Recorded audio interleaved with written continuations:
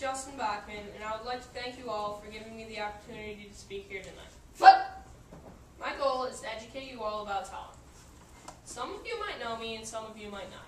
For those of you that don't, I have a medical condition called Tourette Syndrome. Tourette Syndrome is a neurological condition that causes me to make strange noises, involuntary movements, and say words that I cannot control, called tics. When you hear this, your first reaction might be, oh, how terrible that he has to face all these challenges, and it's okay to think that. But I'd rather have you think, oh, how cool, he gets to see what the world has to offer because he's so different. Because I have these qualities that make me so different, I've learned about how people treat others who are different. Thankfully, for the most part, people are pretty nice. There are some who, in my words, I'd say are ignorant. And I don't mean ignorance as stupidity. I believe that ignorance is a lack of knowledge, and I believe that education knocks out ignorance. One thing that I've done to knock out ignorance is, before school started, as Mr. Paris said, we met with all of our teachers to go over my condition, and we gave them a script to read before all the students in my class before the school year had started. This had taught the students in my class about my condition, and it also said that I was open to having questions, and some people had great questions, and this helped them learn. Another thing I do is I pass out cards that have these words on them in public when people don't know me and could make an incorrect assumption about me. The words on these cards are, why do I act this way? Because I cannot control it.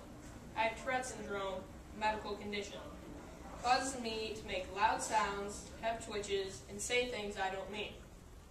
I cannot control or stop it any more than you can stop a sneeze or a cough. I'm sorry if it bothers you, it bothers me more. One time, I've experienced many things where people weren't educated, and one example of that was when I was at a cross-country meet in Boardman, Ohio. It was this September, and the officials had everybody in the middle going over the rules before the race had started. And in the middle of the official's talk, I had made a noise, and he had proceeded to tell me to shut up. I could understand that he was not educated about my Tourette syndrome, and I was understanding. So I told him, sir, I have Tourette, and that was the farthest I got before I was interrupted again with another shut up. One good thing that did come out of this was me realizing that my cross-country teammates would always have my back. They told him, sir, he has Tourette's, he can't help it. But the ref did not listen and told them to shut up also. The ref then took my number and told me I was disqualified from the race. This made me realize that I have to educate people, because if I don't, then I won't be able to, then I will have more situations like the one that happened in Portland. And what we did to educate my teammates was we had my coach tell them basically the same thing that was on the script. And I was informed that some of my teammates had went home and told their parents about my Tourette's and about what they had learned. I believe that it's definitely odd to think that I was the topic of a family conversation, but it definitely felt good to know that my family and my friends and their families thought my situation was important. Many of my friends' parents told my parents that their kids would back me up, and back me up they did.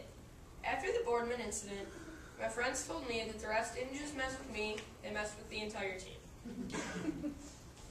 Many of them called me later to make sure I was okay.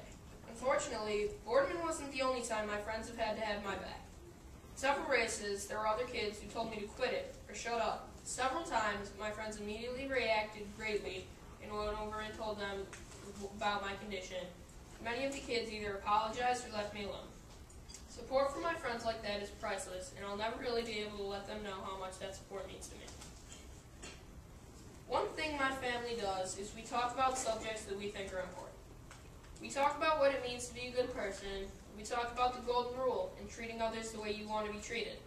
We talk about things that happen in our day, good and bad, and we try to learn from all of these different situations. I don't always like talking about some of these things, but I have come to realize how important our family conversations really are.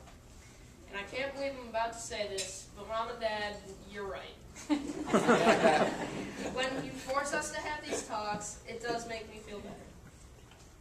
I've learned that one thing that is not always great is the media. It can stereotype people into believing things that are not correct.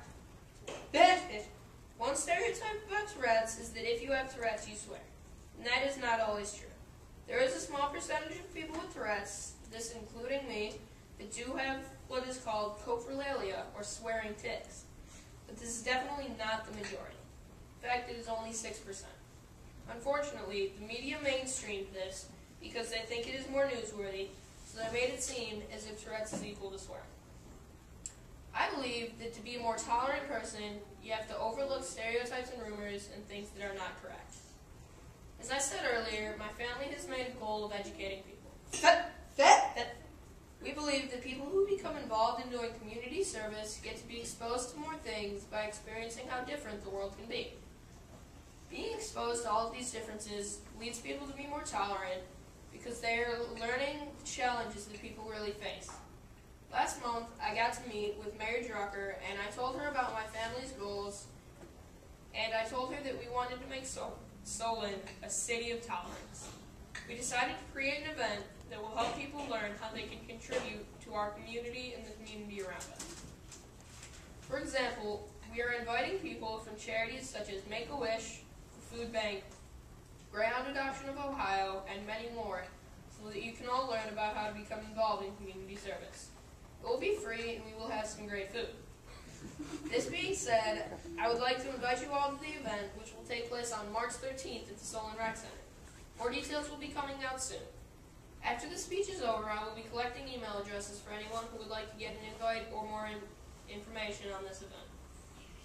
I'd like to show you all something now about how we all make snap judgments about people and their situations. I'd like to tell you that it's okay to make these judgments in your mind. Everyone does it. It's human nature. Even I did.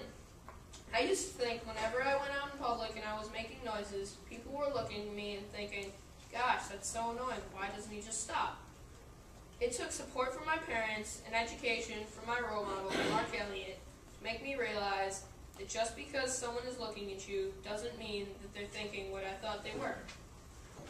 It took some time, but I realized that I was making an incorrect assumption. Now when I go out in public, I'm not self-conscious anymore because I realize that I have no idea what people are thinking. When you see people that are different, it's to make sure that you keep your thoughts as thoughts and don't turn them into actions. Because if you do, it could be a bad outcome. An action could be as simple as giving someone a dirty look or as bad as saying something mean. For example, if you saw me on the street today, what would you have thought? Would you have thought it was annoying or crazy, weird, possessed? Would you have thought it was a bird? Do you even think you might have given me a look? I hope you think about the snap judgments we make and decide that you might not know what's really going on. Because we're all different. We all have things about us that we might be self-conscious about. These are all what make us tick. Again, thank you very much for inviting me to speak here tonight. I really had fun and enjoyed this. If I can leave you with one thing, it's don't judge a book by its cover, or its noises. I will now open for questions.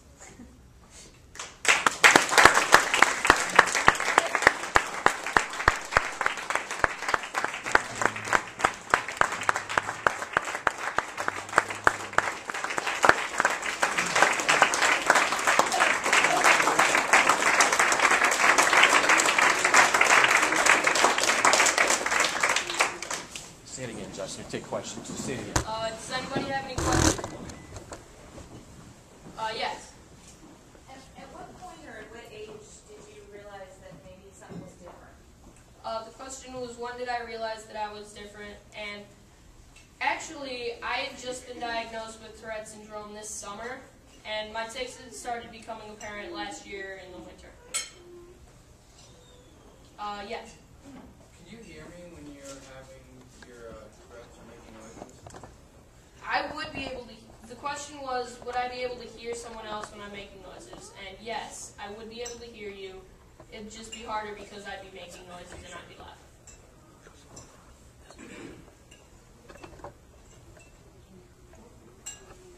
Yes. You briefly mentioned, I'm losing my voice today. You briefly mentioned Mark Elliott. Can you tell us about why he's your role model, your hero? The question was, I briefly mentioned Mark Elliott, and could you tell us why he's a role model? And, well, who Mark Elliott is he's an international speaker, and he has Tourette's, just like me. Fuck! And he goes around speaking about tolerance and about how you have to take people for who they are and don't make assumptions that turn into actions. And the reason he's my role model is because he's such a great guy and he has so much to offer the world through his teachings that how could you not like him? Yes, in the back.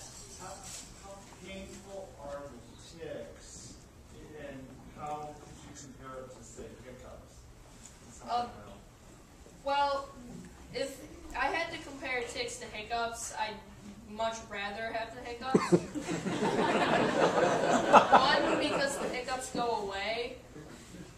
But, no, the ticks sometimes are painful, but the verbal tics that I have, they don't very much hurt, but sometimes with my neck it starts hurting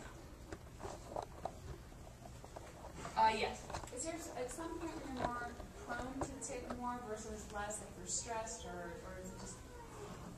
The question was, am I more prone to ticking more? And yes, when I'm stressed, anxious, or nervous, I am more prone to ticking. But when I'm relaxed, I'm ticking at least 3 times less. Yes. Is there any treatment to tics? The question was, were there any treatments? And there are medications, but there is no known cure. Yes. Me? Yes. Okay. Do you tick when you sleep? I do. The question was, do I tick when I sleep? And I don't know because I'm asleep.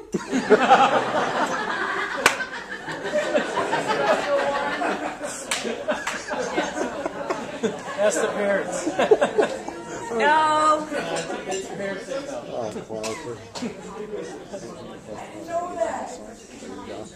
What was the question? When you about to make a noise, can you feel it coming like a cough or a sneeze? The question was, can I tell if the ticks are coming? And yes, I can. Okay. Yes. Okay, well, I now have 2 questions. So how can you tell they're coming? And then are your ticks always the same? The question was, how do I know if they're coming? And honestly, I can feel them coming, and I just have to release them. And the other question was, are my ticks always the same? And no, ticks come and go. They interchange. They can get better and worse. So. But I guess, like, is it always the same action that you might do? Like the same noise and the same movement with your head? Is that always the same, or does that change? All ticks come and go. Yes, they usually change. It also, Tourette's gets less apparent when you get older. I have a question. I know we read the script that you gave us to the students, and in class I noticed that I don't notice anyone being outwardly rude or commenting or criticizing or poking fun. Does that change when there aren't adults around in the halls at lunch? Is it different? The question was, is it different the way kids treat me when there aren't adults around? And not really, because I feel they respect me because I'm so courageous with the ways I'm different. But no, it does not change. Yes. Does exercise affect your tics? Yes. The question was, does exercise affect my tics? And loose exercise, I usually tick more, but focused exercise, when I'm working really hard, I tick barely any.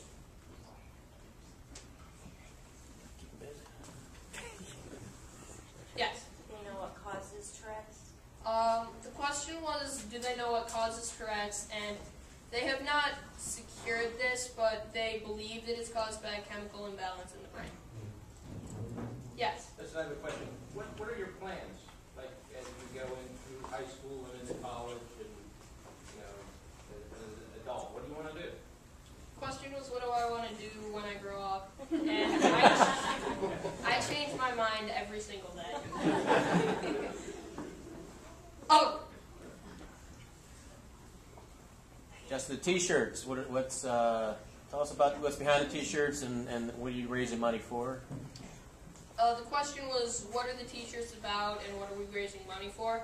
Well, Well, as I said earlier, I talked about Mark Elliott, about how he's an international speaker. Well, he goes to schools also, and we're trying to raise money to bring him to schools around Solon in Northeast Ohio. On the front it says, "What makes you tick?" T-I-C. The twitches and sounds are called tics with Tourette's. And on the back it says, "Make a difference," which is inspiring people to help out in the community.